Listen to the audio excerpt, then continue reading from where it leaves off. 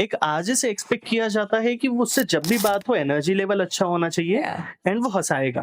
मुझे बहुत रोना है बट मैं बैठी हूँ उस चेयर पे, मैं नहीं रो सकती हूँ क्योंकि एक ऐसा प्रोफाइल जो आपसे पूरा दिन मांगता है और उसके बाद you have to be creative at the other side और आपको उतना विटी भी होना है। Indore, I just love this city और वक्त के साथ और प्यार बढ़ता जा रहा है इंदौर के लिए मेरा। कई लोग सिर्फ जस्ट बिकॉज एक बड़े नाम के साथ जुड़े हैं या उनके फादर या उनके मदर ऑलरेडी इस प्रोफेशन में हैं तो उनके लिए इजी है, बट जो सच में टैलेंटेड पर्सन है उसे तो इंस्टाग्राम का एल्गोरिथम भी इग्नोर कर देता है। कहीं ना कहीं हम वो सेफर जोन में जरूर जाना चाहते हैं। हम चाहते हैं वो बैलेंस लाइफ हमें मिले कि हम कम काम करें और हमें ज्यादा मिले। साक्षी, नाउ गेट रेडी। अब अपने आप को वो 19-20 की उम्र की साक्षी से बाहर निकाल लेना, क्योंकि जिस फील्ड में आप कदम रखने जा रहे हो वहां पे सबसे पहले आप जज होगे लुक से कि यार आज मैं बहुत सैड हूँ, अगर मैं कह रही हूँ कि यार आज मैं बहुत ज्यादा खुश हूँ। जितनी फैन फॉलोइंग आपको ऑन रेडियो ऑन कॉल्स मिल रही है वो इन पर्सन आपको नहीं मिलती होगी। आ गई बड़ी आरजे, कपड़े तो समेटे नहीं जा रहे इनसे क्या है आरजे इनका। अम्मा अगर निकल भी रही होती है तो वो यही बोलती है, ये पड़ी हैं बड़ी फोटो वोटो डाल रही हैं अपनी इंस्टाग्राम पर ऐसे ऐसे क्लासी व्लासी बन के, अभी डाल दे तुम्हारे ये फोटोज। बट एक छोटी सी रिक्वेस्ट आप लोगों से कि आपको अपनी वर्थ समझनी पड़ेगी। काश मैं टाइम ट्रेवल करके जा पाती हूँ वो 16-17 साल वाली साक्षी को लंबा सा हक कर पाती। Relax my baby girl, I just want to hug her यार।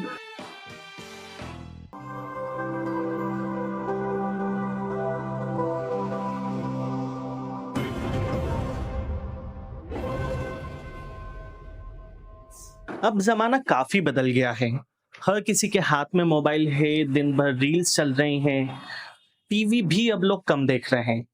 तो ऐसे में क्या ट्रांजिशन आया है रेडियो वाली लाइफ से आज के टाइम में, एंड आवाज का जादू आज भी कितना ज्यादा लोगों के दिलों में छाया हुआ है, हमने ये जानने के लिए आज बुलाया है आरजे साक्षी को। So Sakshi, welcome to the podcast. Thank you so much, thank you for having me here.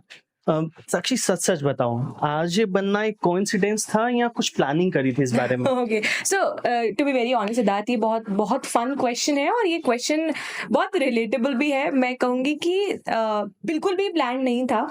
Actually जितने भी लोग इस वक्त मुझे देख रहे हैं और स्पेशली माय स्कूल फ्रेंड्स ना, उन्हें ये चीज़ समझ में आएगी, मुझे हर फेस पर कुछ अलग बनना था। जर्नी स्टार्ट हुई थी जब बहुत छोटी छोटी जैसे समझ आती गई, जैसे मुझे पहले एक टीचर बनना था, then I want to be a doctor, then you know IAS officer और something like that, ended up with a doctor again. But destiny ने बढ़िया प्ले किया और मुझे पता चला कि यू नो ऐसा कोई एक फील्ड होता है, आरजे कुछ एक प्रोफाइल होती है। बट यस, मुझे एक चीज ये हमेशा से लगती है कि आप वो चीज बहुत ज्यादा परस्यू करना चाहते हो जो आप हमेशा से आपके अंदर जो एक चीज होती है। जब मैं स्कूल टाइम में थी तो there is this one thing कि मुझे हमेशा सेंटर में होना है, मुझे हमेशा दिखना है और मुझे you know I have to be everywhere, मुझे होना है हर जगह। सो आज मेरे जो टीचर्स हैं इस जर्नी पर जब जब वो आते हैं मुझे देखते हैं तो हमेशा मुझे ये कहते हैं, I got call from them कि यू नो हमें पहले से पता था because you always want to be like that. तो या हो गया।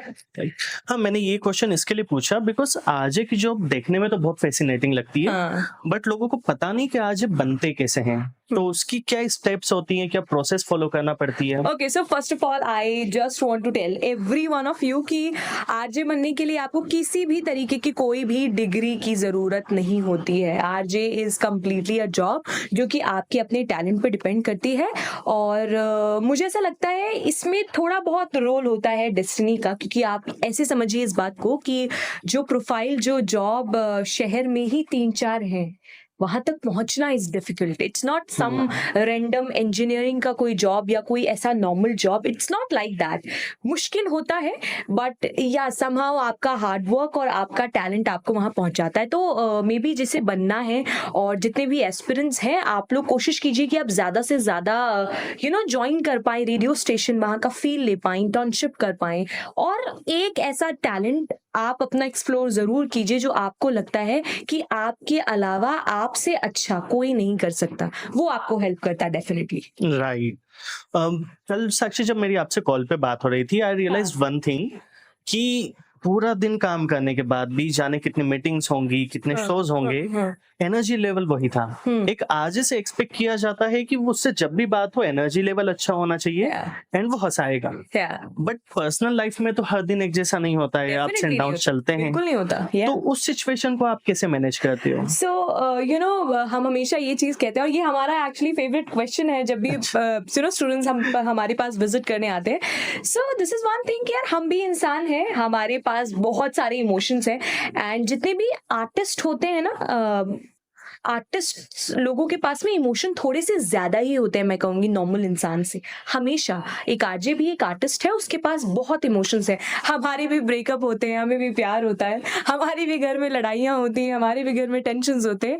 But yes, again coming back to the same point कि अगर आप पैशनेट हो आपकी चीज़ों को लेकर, अगर आप थोड़े भी पैशनेट हो अपने काम को लेकर, तो वो चीज़ें कहीं ना कहीं बैलेंस होती है। द मोमेंट एक आरजे स्टूडियो में एंटर करता है वो सब कुछ भूल जाता है। इनफैक्ट आई रिमेम्बर बहुत सारे ऐसे मोमेंट कि यू नो मुझे बहुत रोना है बट मैं बैठी हूँ उस चेयर पे, मैं नहीं रो सकती हूँ। सो कभी कभी तो ऐसा भी होता है कि यू नो मुझे पता है कि इसके बाद इस इतने सेकंड बाद मुझे बोलना है, यू नो फेडर ऊपर कर कर, तो मैं पीछे रो कर और खत्म करके and I was like hi this is RJ Sakshi and you are listening to this this this. So yeah ऐसा होता है।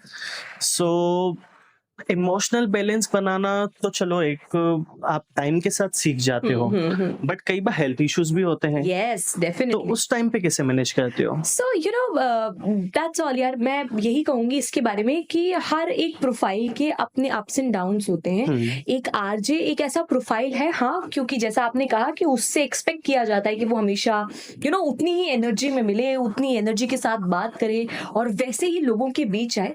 इट इज डिफिकल्ट समटाइम, लेकिन हाँ हेल्थ इश्यूज को लेकर, इमोशनल बैलेंस को लेकर आपके अंदर ना वो एक समझ टाइम के साथ आती है, आपको लेवल समझना पड़ता है। जैसे एक सीईओ है कंपनी का, तो वो भी मैनेज करता है अपनी चीजों को बैलेंस आउट करना, तो बैलेंस का खेल है। तो पहले तो आपके पास चैलेंज यही है कि आप इस इंडस्ट्री में आए, फिर आप थोड़े दिन समझें कि एक आरजे का प्रोफाइल एक्चुअली आपसे क्या डिमांड कर रहा है, और उसके बाद आप थोड़ा सा अपनी पर्सनल लाइफ के लिए स्पेस बनाएं। डेफिनेटली। साक्षी देखो, आरजे साक्षी को मैंने इवेंट्स में देखा, मैंने रेडियोस पे सुना, so I got to know about RJ Sakshi. But Sakshi Paliwal कौन है वो मैंने आपकी रील्स देख के समझा।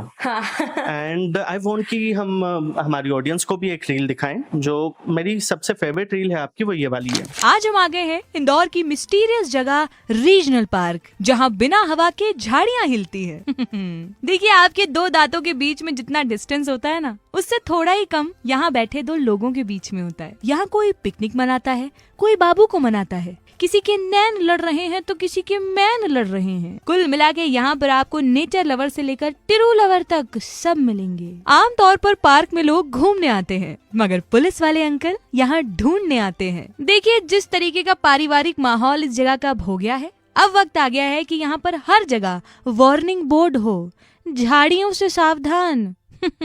आपके लिए आरजे बनना ज्यादा डिफिकल्ट था या कंटेंट क्रिएटर बनना? ऑलराइट, जो दोनों में से कुछ भी बनना मेरे लिए डिफिकल्ट मैं नहीं कहूंगी, थोड़ा सा चैलेंजिंग जरूर था। आरजे बनना भी चैलेंजिंग था और क्रिएटर बनना भी, और इन दोनों को साथ में मैनेज करना शायद थोड़ा ज्यादा चैलेंजिंग हो जाता है, क्योंकि एक ऐसा प्रोफाइल जो आपसे पूरा दिन मांगता है और उसके बाद you have to be creative at the other side, और आपको उतना विटी भी होना है और उस रेस में दौड़ने के लिए थोड़ा लंबा लंबी रेस का घोड़ा भी बने रहना है। So yeah it's quite difficult sometime to manage दोनों चीजों को साथ में। कंटेंट क्रिएशन जर्नी की सबसे डिफिकल्ट चीज मुझे ये लगती है कि जब भी आप कुछ वीडियोस बनाना शुरू करते हो तो सबसे पहले आपके साथ वाले ही आपको जज करने लगते हैं। डेफिनेटली। तो आपके साथ भी कभी ये सिचुएशंस हुई? बिकॉज इस रीजन से कई लोग वीडियोस बनाना ही छोड़ देते हैं। 110% यार, it's not just a content creation का journey, it's about every single profile जब भी आप जिंदगी में आगे बढ़ेंगे कुछ लोग आपको पीछे खींचते ही हैं, और वो it's a universal rule, right? But वही है ना कि हम सबको प्लीज नहीं करेंगे, नहीं करना भी चाहिए मेरे हिसाब से। और मुझे ऐसा लगता है कि अगर आपने अपने लिए कुछ सोचा है तो आप अपना बेस्ट वर्जन जानते हो, आपको Right. पता है कि मैं किस चीज में बेस्ट दिखती हूँ, मैं किस चीज में बेस्ट हूँ, और मैं किस तरीके से शाइन करूंगी आगे। सो आई थिंक वो चीज मेरे साथ भी हुई है, क्योंकि क्या है कि जैसा कि आपने कहा, it's a fascinating profile, right? It's a glamorous world, और वहां पर जाके when you are creating content, like एक ह्यूमर है, और मेरे कंटेंट थोड़े से डिफिकल्ट इसीलिए भी हो जाते हैं क्योंकि मुझे ओपन स्पेस में वो चीज शूट करनी है, इन पब्लिक स्पेस, और वहां पर जाकर वो एक्सप्रेशन देना, वो शूट करना, और उससे भी डिफिकल्ट उस जगह के बारे में उतना रेलेवेंट लिखना, समटाइम्स इट्स डिफिकल्ट। और लोग कहते भी हैं कि कैसा आरजे है ये, मतलब ये कैसी आरजे है, you should be more glamorous, Sakshi, you should be look like this, stand like this. I was like, okay fine, मुझे पता है that this will This will कुछ work. ना कुछ मुझे देगा आगे चल के, दे रहा है। in fact I'm so blessed, so grateful to this शहर Indore. I just love this city, और वक्त के साथ और प्यार बढ़ता जा रहा है इंदौर के लिए मेरा। सी बीइंग अ कंटेंट क्रिएटर, आपको तो काफी अच्छे व्यूज आते हैं, हर किसी के इतने व्यूज नहीं आते हैं, तो एक इमर्जिंग कंटेंट क्रिएटर के लिए क्या चैलेंजेस हैं? ओके, सो चैलेंज सबसे बड़ा तो यही है कि जैसे आपने कहा कि व्यूज आते हैं आपको बहुत अच्छे, the major challenge with me is कि हर बार वो स्क्रिप्ट उतनी ही पैशनेटली, उससे भी ज्यादा नेक्स्ट लेवल अच्छी लिखना इज अ चैलेंज। कभी कभी वो होता है ना कि आपने अपना एक बार सेट कर दिया है कि साक्षी ने, फॉर एग्जाम्पल मुझे याद है मेरा पहला रील जो था, इट्स ऑफ भवर को, जो मैंने इस शहर में आके बनाया था, बड़ा वायरल हुआ था, बड़े सारे अच्छे अच्छे कमेंट्स वहां से आए थे।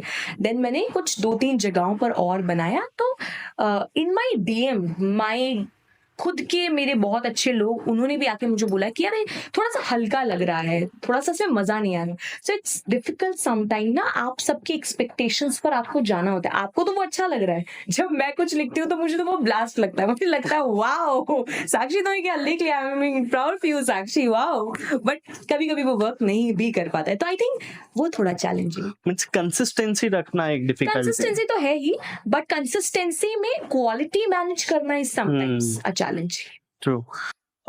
इसमें कहीं ना कहीं इकोनॉमिक फैक्टर भी बीच में आता है, लाइक कि मुझे अगर अच्छा कंटेंट बनाना है तो यूजुअली बोलते हैं कि खर्चा बहुत होता है। तो जब कोई ये कंटेंट क्रिएटर काम शुरू करता है तो क्या वो कई बार फाइनेंशियल इश्यूज की वजह से भी वर्क बंद करता है? यार 100%। लुक, मेरा तो अभी जो प्रोफाइल और जो काम है उसमें तो ये प्रॉब्लम मैं नहीं फेस कर पा रही हूँ, लेकिन हाँ बहुत सारे ऐसे क्रिएटर्स हैं जो ये काम कर रहे हैं, हायर लेवल पर कर रहे हैं, और उन्हें ये प्रॉब्लम 100% आती है। और ये वही है यार कि जैसे घर चलाने के लिए हमें सबसे इम्पोर्टेंट लगता है कि पैसा हमारी जेब में होना चाहिए, वैसा अपना प्रोफेशन स्पेशली ये चलाने के लिए भी है, वो चीज है। तभी आपको ऐसा फील हुआ कि कई लोग सिर्फ जस्ट बिकॉज एक बड़े नाम के साथ जुड़े हैं, या उनके फादर या उनके मदर ऑलरेडी इस प्रोफेशन में हैं, तो उनके लिए इजी है, बट जो सच में टैलेंटेड पर्सन है उसे तो इंस्टाग्राम का एल्गोरिथम भी इग्नोर कर देता है। इंस्टाग्राम का एल्गोरिथम बहुत सारी चीजों को इग्नोर कर देता है, वैसे कभी कभी बहुत अच्छे कंटेंट को भी। बट यार मैं इसको ऐसा समझती हूँ कि आपने जो बात कही वो 110% सही है। ऐसा होता ही है कि एक बहुत अच्छा इंटरव्यू कुछ दिनों पहले, अगर आप लोगों ने देखा होगा, आपने भी देखा होगा, सिद्धार्थ शाहिद कपूर का एक इंटरव्यू था, जिन्होंने कहा कि हर किसी की रेस ना, उसका पैरामीटर बड़ा अलग होता है। या कोई 0 से शुरू करता है, कोई शुरू ही 80 से करता है 100 तक पहुंचने के लिए, कोई 50 से करता है। सो आई थिंक वो सबके पैरामीटर्स अलग अलग होते हैं रेस तक पहुंचने के लिए, एंड इट्स वेरी ट्रू। अगर आपके पेरेंट्स या समवन आपकी फैमिली में कोई इस इंडस्ट्री में है, क्रिएशन की है, या फिर आरजे की, या किसी भी क्रिएटिव जर्नी में, it sometimes a little helpful for you, क्योंकि आप उन्हें दिन और रात देख रहे हो, वो कैसे मैनेज करते हैं, कैसे अपनी लाइफ को बैलेंस करते हैं। बट पीपल लाइक मी, जिनके आगे पीछे का कोई बैकग्राउंड नहीं है of a creator, of RJ और ऑफ एनीथिंग, वो थोड़ा सा डिफिकल्ट होता है। बट फिर मुझे ये भी एक चीज समझ में आती है कि मैंने आरजे भी जब ज्वाइन किया था, जब मैं एक आरजे बनी, तो देयर इज नो बैकबोन ना, किसी को नहीं पता था. I belongs to a very small town in Madhya Pradesh only, it's Rajgarh. So मैं वहां से हूँ, और मेरे पेरेंट्स को मैं जब आरजे बन गई, मैंने अपनी माँ को कॉल किया तो मम्मा वाज लाइक अच्छी बात है. वो सिर्फ खुश इस बात के लिए थी कि मुझे नौकरी मिल गई. That's it. जब उनके पास लोग आने लगे तो मुझे अभी भी याद है, कुल 5-6 महीने बाद उन्होंने मुझे दोबारा कॉल किया. शी वाज लाइक बेटा एक बात बताए कि आरजे बनना इतनी बड़ी बात होती है क्या? सो दे डोंट नो एक्चुअली कि व्हाट एग्जैक्टली एक आरजे कैसा होता है. तो या इट इज डिफिकल्ट, बट वही है यार कि अगर आपने सोच लिया है तो फिर क्रिएटिव फील्ड्स तो जितनी भी, उसमें एक ये चैलेंज तो है ही कि कर तो रहे हैं, हाँ क्या कर रहे हैं वो घर वालों को कैसे समझे वो नहीं पता. हाँ, इट इज बहुत मेजर चैलेंज है वो. कभी कभी तो दे आस्क्ड यू कि यार पूरी दुनिया को छुट्टी है, तुम ऐसा क्या काम कर. मेरी मम्मा तो कभी कभी मुझे लिटरली बोलती हैं, मुझे लगता है तुम दिल्ली वाली तो नहीं बैठने लगी प्रधानमंत्री जी के साथ में कि वो सारे प्लान्स तुमको ही समझा रहे हैं कि तुम बिल्कुल इतनी भी फ्री नहीं हो. कि मेरा घर यहाँ से बहुत पास है, लेकिन मैं नहीं जा पाती हूँ घर, क्योंकि हार्डली मुझे संडे को भी छुट्टी मिलती है, या हार्डली संडे को भी देयर इज अ गैप, या मेरा कोई प्लान नहीं है. तो या होता है. यस, यू टोल्ड मी कि संडे को भी शोज होते हैं, इवेंट्स होते हैं, तो जाना हाँ. ही पड़ता है. एंड यहीं जब आप कॉन्ट्रास्ट में देखें, आईटी कंपनीज वालों को वर्किंग आवर्स दिन ब दिन चाह रहे हैं वो कम हो. या एंड इसके अलावा जब क्रिएटर फील्ड देखते हैं, पर्सनल बिजनेसेस देखते हैं, तो वो डबल वर्किंग आवर्स हैं. तो आपको कहीं लगता है कि लोग एफर्ट कम करना चाह रहे हैं आज की तारीख में? मुझे बिल्कुल ऐसा लगता है कि एफर्ट्स तो मैं नहीं कहूँगी कि लोग कम करना चाह रहे हैं, बट हाँ कहीं ना कहीं हम वो सेफर जोन में ज़रूर जाना चाहते हैं. हम चाहते हैं वो बैलेंस लाइफ हमें मिले, कि हम कम काम करें और हमें ज़्यादा मिले. बट मुझे ऐसा लगता है कि एक उम्र तक आपको काम तो बहुत ज्यादा करना चाहिए. तो at least you got a story यार. आप अपने क्या सुनो, अब आज हमारे माँ बाप हमें सुनाते हैं कि हम नदी पार करके पढ़ने जाया करते थे. हम अपने बच्चों को क्या सुनाएंगे? हम क्या किया करते थे? हम फ्राइडे और सैटरडे और संडे 3 दिन की छुट्टी मनाते थे. हम रील्स देखते थे. हम ये नहीं कह सकते ना. सो यार यस, आपने शाहिद कपूर के इंटरव्यू की बात बताई. सी, मेरा ये मानना है कि नेपोटिज्म लगभग हर फील्ड में होता है, वो बिजनेस हो, बॉलीवुड हो. आरजे की फील्ड में भी नेपोटिज्म पॉसिबल है? आरजे की फील्ड में नेपोटिज्म तो नहीं मैं कहूंगी, लेकिन फेवरिज्म जरूर होता है. ओके, मींस स्टार्टिंग अप्रोच मिल सकती है. स्टार्टिंग अप्रोच आपको मिल सकती है. अगेन द सेम चैप्टर कि अगर आपके पास में बैकग्राउंड में या कोई सपोर्ट है, तो वही है ना कि आपकी दौड़ तो फिर 40 से ही शुरू हो रही है ना, 0 से नहीं शुरू हो रही है. शायद. तो हाँ होता है, कभी कभी होता है. Look, this field is something. मुझे याद है मैंने अपना पहला इंटरव्यू जब दिया था for this profile only, there is a very senior person जिन्होंने मुझे एक बहुत अच्छी बात कही थी कि साक्षी, now get ready. अब अपने आप को वो 19-20 की उम्र की साक्षी से बाहर निकाल लेना, क्योंकि जिस फील्ड में आप कदम रखने जा रहे हो वहां पे सबसे पहले आप जज होगे लुक से, सबसे पहले आप ग्लैमर से जज होना है आपको, सबसे पहले आप अपने डिक्शन से जज होगे, आप अपने टैलेंट से तो बहुत बाद में. अप्रिसिएशन जो है, एक टैलेंट का अप्रिसिएशन, वो आपको बहुत लास्ट में मिलेगी. सबसे पहले तो आपको बहुत सारे जजमेंट्स मिलेंगे. So get ready for this. And to be very honest, वो स्टार्टिंग के 2-3 साल मेरे वैसे ही निकले. सो साक्षी, कंटेंट क्रिएटर हर कोई बनना चाहता है. हर किसी को फेमस होना है, हर किसी को फेम चाहिए, हर किसी को व्यूज चाहिए. बट कंटेंट क्रिएटर बनने के लिए सबसे इम्पोर्टेंट चीज क्या है? आई थिंक सबसे इम्पोर्टेंट चीज है जो मुझे लगता है, जैसे मैं सोचना तो इम्पोर्टेंट है ही कि आप किस डायरेक्शन में, आपके थॉट्स किस डायरेक्शन में जा रहे हैं. The second most important thing is I think the writing. आपकी स्क्रिप्ट कितनी कड़क है, आपके डायलॉग्स में कितना दम है, आप कितने ह्यूमर, कितने विटी साउंड कर रहे हो ऑन कैमरा. आपकी राइटिंग इज द थिंग जो 100% गेम रोल प्ले करती है. सो आई थिंक उसका स्ट्रांग होना बहुत ज्यादा जरूरी है. और मेरे साथ तो ये एक प्लस पॉइंट ही है, जैसे कि मैंने शुरुआत में आपसे कहा था ना कि एक आरजे बनने के लिए you have to discover that one thing जो आप में हो और वो किसी में ना हो. तो मुझे ऐसा लगता है राइटिंग मेरा वो एक प्लस पॉइंट रहा है हमेशा से, शुरुआत इस आरजे की जर्नी में भी, क्रिएटर्स की जर्नी में भी, कि उसने मेरा बहुत साथ दिया है. कि मुझे ये तो पता है कि जब मैं कुछ नहीं कर पाऊंगी तो मैं लिख बहुत कमाल लूंगी. दैट इज वन थिंग जो मुझे लगता है वो मेरे जोन में गई है. सो ये जर्नी कैसी रही? आप नीट कर रहे थे, फिर आप मास कॉम में आ गए, देन आपने राइटिंग भी करी, फिर आरजे, फिर कंटेंट क्रिएटर, तो ये स्विच कैसे? ये बहुत बड़ा स्विच था और इनफैक्ट इसके बीच में एक माइक्रोबायोलॉजिस्ट भी है जिसे आप भूल गए हैं। सो लुक, मैंने स्टार्ट किया था that you know my father want me, in fact my mother also, they want me to be a doctor, right. उस वक्त तो फिर मुझे भी उस वक्त मैं बहुत अच्छा कर रही थी अपने स्कूल डेज में और यू नो क्लास में टॉप और ये सब कुछ, तो उनको लगा कि नहीं बढ़िया बच्चा है, इंटेलिजेंट बच्चा है, भेज देते हैं। बट फिर देयर इज समथिंग ना, वो एक स्पार्क होता है ना आपके अंदर की यू आर अ कलाकार, और वो स्पार्क तो वहां पे आई नो कि मैं पढ़ती थी और उसके बाद हर रात में there is one thing which I use to do is a page of writing my thoughts, but that too not in a normal way कि मैं उसको सिर्फ डायरी में नोट डाउन करी, नो, मैं उससे पोइटिक बनाती थी, उससे मैं म्यूजिकल बनाती थी। और वहां पे फ्लोर पे क्या होता था, हॉस्टल में हम लोग रहते थे, तो खाना वगैरह खाने के बाद everyone used to walk around और पेरेंट्स से बात कर रहे हैं, तो मैं सब अपने फ्रेंड्स को वहां पे घेरती थी and I used to you know tell them कि देखो मैंने कुछ लिखा है, और मैं वो सुनाती थी। तो वहां से मुझे अप्रिसिएशन जब मिलना शुरू हुआ, तो मुझे राइटिंग में मेरा इंटरेस्ट बहुत बढ़ा। बट फिर ये ड्रॉप हुआ, तो आई वॉज लाइक अब मैं क्या करूं, तो मैंने सिर्फ अपने घर को छोड़ने के लिए, तो पहला कॉलेज मुझे मिला Holkar, I was like let's go Sakshi, और वहां पे मैंने माइक्रोबायोलॉजी किया in graduation. I done graduation in microbiology. But फिर मुझे लास्ट अपने साल में समझ में आया, let's do something unique, let's move it out और कुछ अच्छा करते हैं। फिर मैंने अपना मास कॉम किया, MBA किया इन मास कम्युनिकेशन, और फिर उस दिन जरूर मुझे पहले दिन से क्लियर था that I want to be an RJ and now I will do it, कुछ भी हो जाए।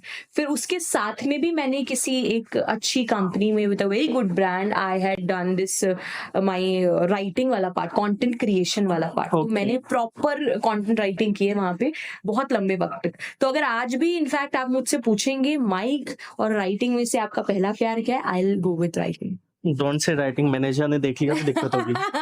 नहीं, ही आल्सो नोज कि I love writing. Oh great. देखो आरजे की इसमें सबको लगता है कि बस माइक के सामने आएंगे, स्क्रिप्ट होगी, बोल देंगे। यही आरजे की जॉब है या कुछ अलग है आरजे की जॉब? नहीं, ये आरजे की जॉब नहीं है। आरजे की प्रोफाइल बहुत इनलार्ज है। यही देखो, ओवर द टाइम्स ना हर फील्ड में बड़ा चेंज आया है। इस रेडियो इंडस्ट्री भी बड़ी ग्रो की है। बहुत सारे ऐसे लोग हैं जो कहते हैं कि क्यों रेडियो कौन नहीं सुनता है, लेकिन ऐसा नहीं है।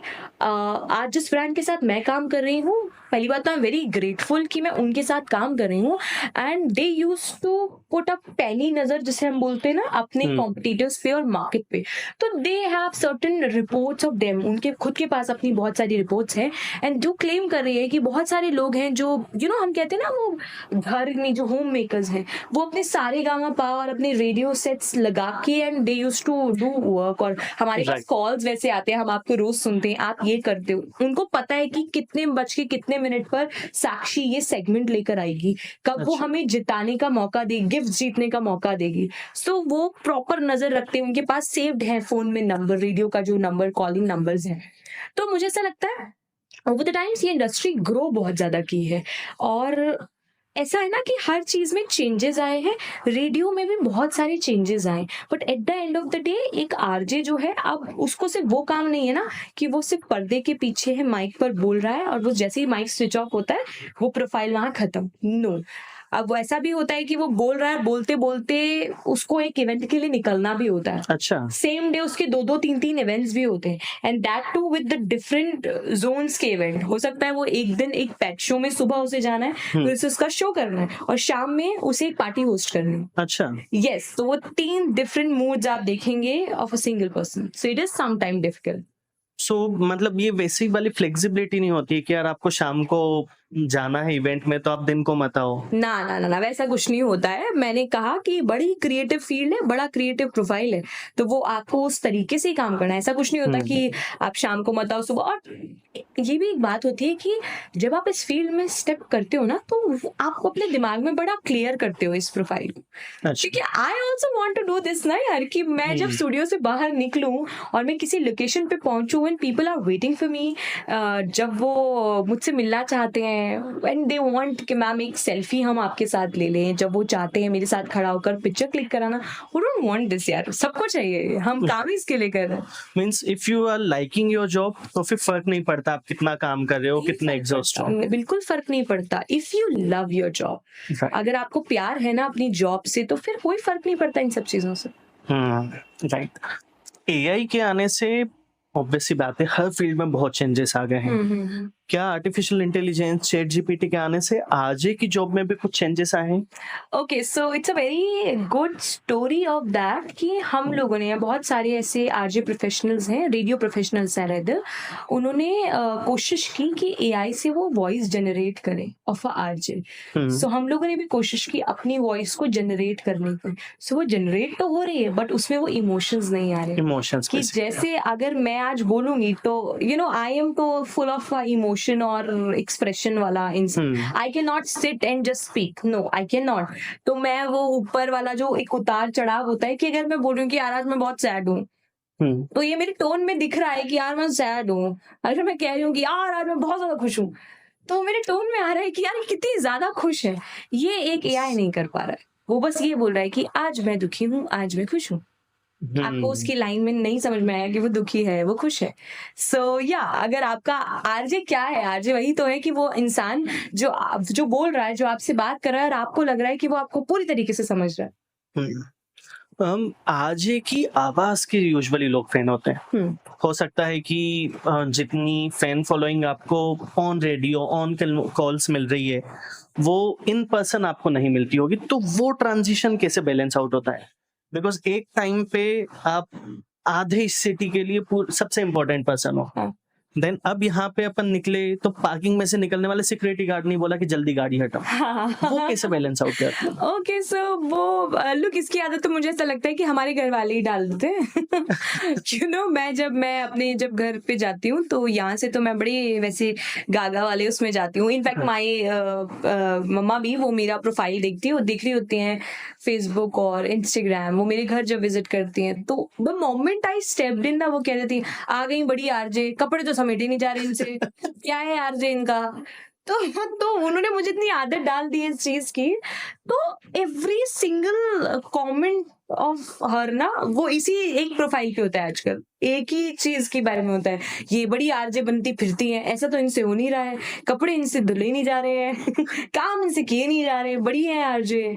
और अगर मैं घर में तो आप घर के तरीके से पड़े रहते हो, रिलैक्स करते हो, तो मम्मा जब निकल भी रही होती है तो वो यही बोलती है, ये पड़ी है बड़ी फोटो डाल रही हैं अपनी इंस्टाग्राम पर, ऐसे क्लासी व्लासी बन के, अभी डाल दे तुम्हारे ये फोटो। तो आपके ना आसपास के जो आपके बहुत क्लोज फ्रेंड्स होते हैं, आपकी फैमिली मेंबर्स होते हैं, वो आपको प्रॉपर इन चीजों की आदत डाल के रखते हैं कि एक साइड आप एकदम टिप टॉप हो और दूसरी साइड आप एकदम होमलेस हो। शायद यही चीज हमें फिर ग्राउंडेड भी रखती है। Of course, यार, every person who is coming from a middle class family और अ फैमिली जो कि अपने जोन में रहना पसंद करती है, वो कभी वैसा लेवल अप नहीं जा सकता कि वो एकदम अपने एटीट्यूड में रहे कि अरे मुझे तो किसी से फर्क नहीं पड़ता। नहीं, 2 मिनट में माई नीचे लेकर आ जाएंगी। एक ये चीज तो है, इंडियन पेरेंट्स है ना, रिवर्स साइकोलॉजी। बुरा बोलो तो बच्चा खुद इंस्पायर होकर अच्छा करेगा। उनको कोई फर्क नहीं पड़ रहा है, मतलब मैं कितना भी यहाँ पे बोल दूं कि मम्मी आपको पता है ऐसा हुआ वैसा हुआ, हाँ नहीं, she is proud of me, my father is also, उनको बड़ा खुश होता है कि अरे देखो। अच्छा। बट वो कभी मुझसे नहीं बोलते ये चीज, मुझे हमेशा किसी और से ही पता चलती है कि पापा ने तो आज मेरी तारीफ की है और भाई ने तो जाकर आज ऐसा बोला, मेरे सामने तो वो फालतू ही बातें करते हैं।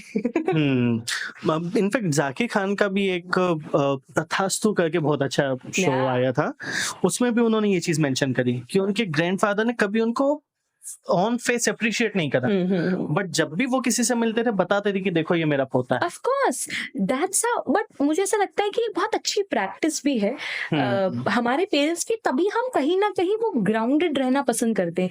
कहीं ना कहीं हमें पता है कि हमारे रूट्स कितने कितने मजेदार हैं और हमें कितना अच्छा लग रहा है वो काम करते हुए। तो मुझे ऐसा लगता है कि वो होना चाहिए यार, कहीं ना कहीं तो होना चाहिए। ओके सैलरी आपसे पूछूंगा तो बताओगे नहीं, सैलरी पूछना भी नहीं चाहिए। बताऊंगी।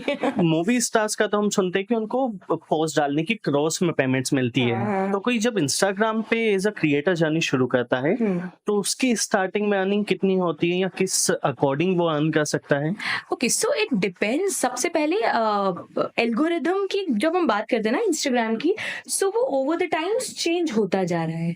पहले हम सिर्फ बात करते थे फॉलोअर्स पे कि जिसके बहुत सारे फॉलोअर्स हैं, उससे हम बहुत सारा, वो हमसे बहुत सारा पैसा ले सकता है, वो कमा भी बहुत अच्छा सकता है।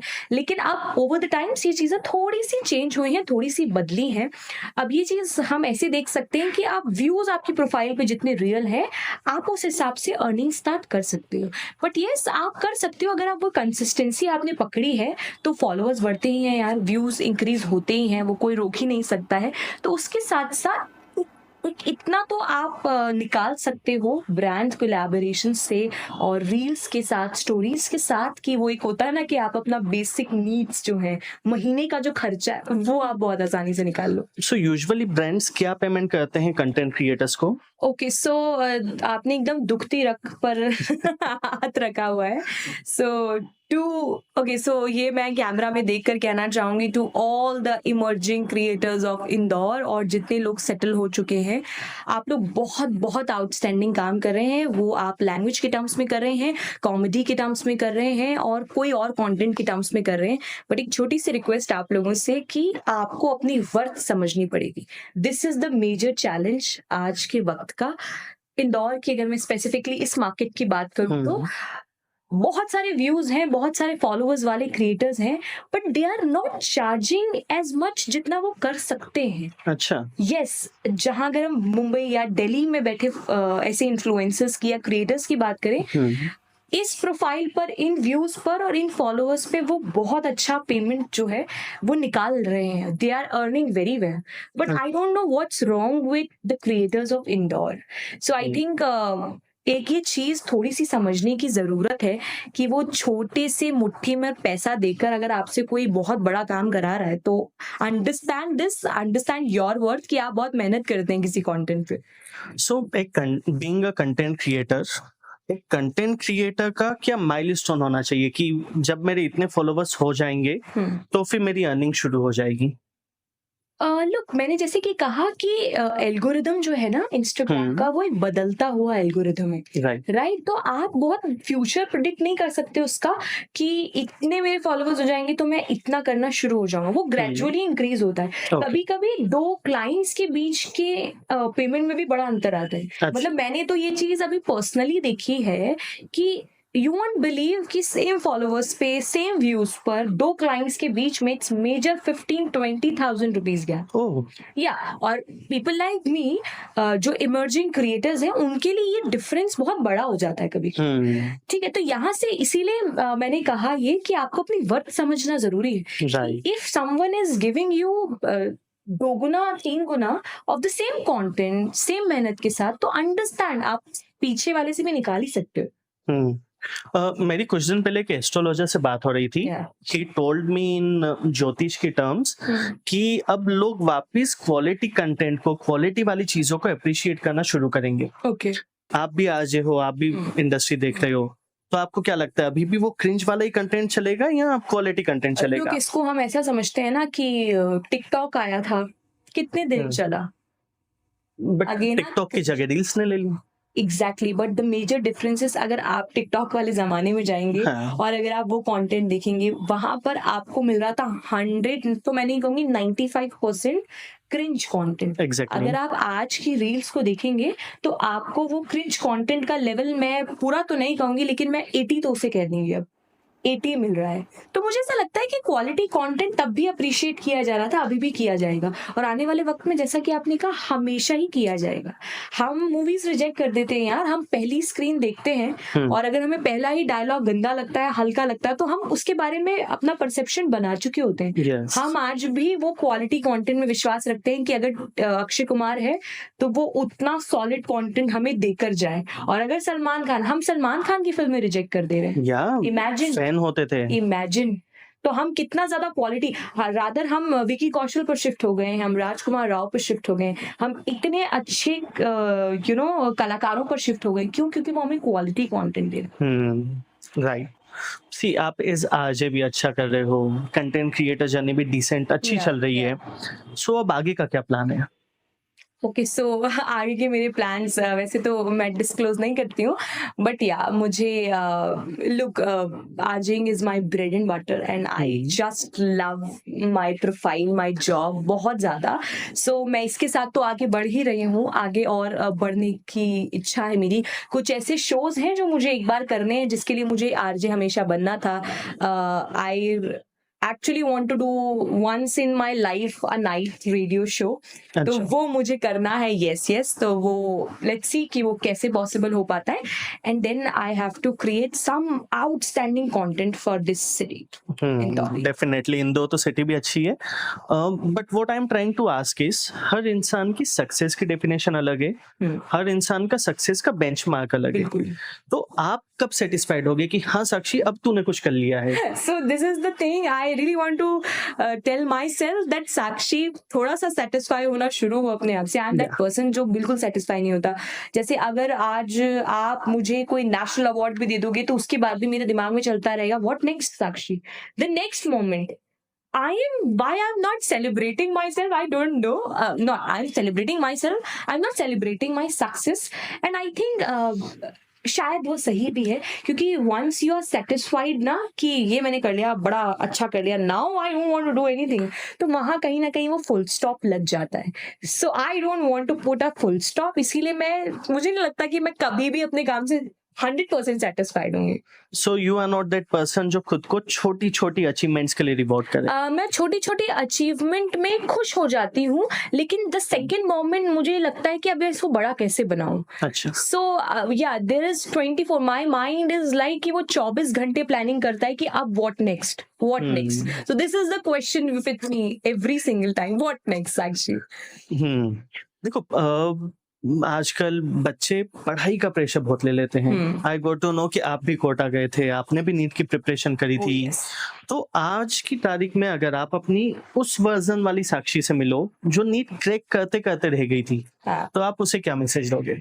Okay, so this one is actually very, very personal question, and all I can say is कि अगर मुझे अभी ये मौका मिलेगा, and I really want कि मुझे कभी लाइफ में ये मौका मिले, so मैं जस्ट जाकर उस साक्षी को बहुत लंबा हक करने वाली हूँ, बहुत देर तक, और I just want to say that 16-17 साल वाली साक्षी, that you're very, very, very छोटा for इतना सारे स्ट्रेस के लिए। अभी बहुत छोटी हो आप, एंड you're doing great, और आगे आप अपना पूरा किंगडम बनाने वाले हो। Relax my baby girl, I just want to hug her यार, that is what I really want to do this, कि काश मैं टाइम ट्रेवल करके जा पाती हूँ वो 16-17 साल वाली साक्षी को लंबा सा हग कर पाती है। कोई नो आप। मेरा भी ये मानना है कि हम प्रेशर बहुत ज्यादा ले लेते हैं चीजों 100% यार, 100% हम बहुत ज्यादा प्रेशर ले लेते हैं, और हम हर चीज का प्रेशर लेते हैं। आप सिद्धार्थ, हम हर दिन शो अच्छा करने का भी प्रेशर होता है, हर दिन हमें अच्छा कंटेंट बनाने का भी प्रेशर होता है। कंटेंट अगर किसी कारण से बहुत लंबे वक्त तक नहीं बनता है तो उसका भी प्रेशर होता है कि यार प्रोफाइल पे कुछ जा नहीं रहा है। सो प्रेशर तो है ही हर जगह। यस। कोई मैसेज जो आप हमारी ऑडियंस को देना चाहो आज साक्षी के अंदाज में? आज साक्षी के अंदाज में तो ओके, सो साक्षी को आप हमेशा देखते हो वो ट्रेंडी वाइब करते हुए और energetic Sakshi. So all I want to say is कि खुश रहिए, दैट इज सबसे ज्यादा इम्पोर्टेंट। अभी सपोर्ट करते रहिए, और दैट वन मैसेज ना आई वांट टू से इज कि कॉन्फिडेंस आपका नहीं जाना चाहिए किसी भी हालत में। आप कुछ भी कर रहे हो, नो मैटर, अच्छा कर रहे हो, बुरा कर रहे हो, बुरा तो आप कोई नहीं करता यार, बुरा हम बना लेते हैं कि हम बुरा कर रहे हैं, हम खुद ही जज कर लेते हैं।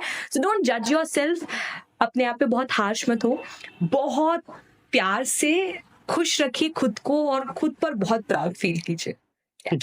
आप इन दो के लिए बहुत सारे कंटेंट बनाते हो, तो जो मुझे चीजें आपसे समझना थी वो तो मैंने समझ ली। हाँ, इन दो में आपको सबसे अच्छा क्या लगता है? एक ऑनेस्ट ये रिप्लाई। इंदौर ये शहर ही बहुत अच्छा लगता है।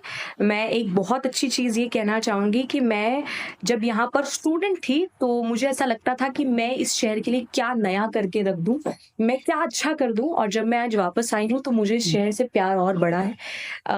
इस शहर से मुझे मेरी लाइफ के कुछ बहुत खूबसूरत रिश्ते मिले जो मुझे लगता है वो लाइफ टाइम के लिए हैं।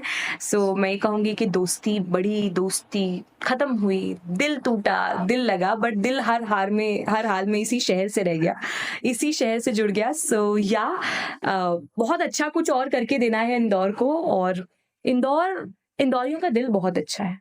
राइट। मुझे ऐसा लगता है ये शहर मेरे लिए बहुत लकी है। So I just love this city very much. चलो, सो इंदौर तो सबके लिए लकी है। Thank you so much time निकालने के लिए, हमारे व्यूअर्स को इतनी सारी आज की फील्ड की इंफॉर्मेशन देने के लिए। सो मच, थैंक यू। लगभग तो आपने सब क्वेश्चंस का आंसर आज दे ही दिया है, बट फिर भी अगर व्यूअर्स के पास कोई क्वेश्चंस हो तो वो कमेंट करें, एंड हम साक्षी की प्रोफाइल भी इंस्टाग्राम की डिस्क्रिप्शन में मेंशन करेंगे। Do check out her reels. Thank you so much.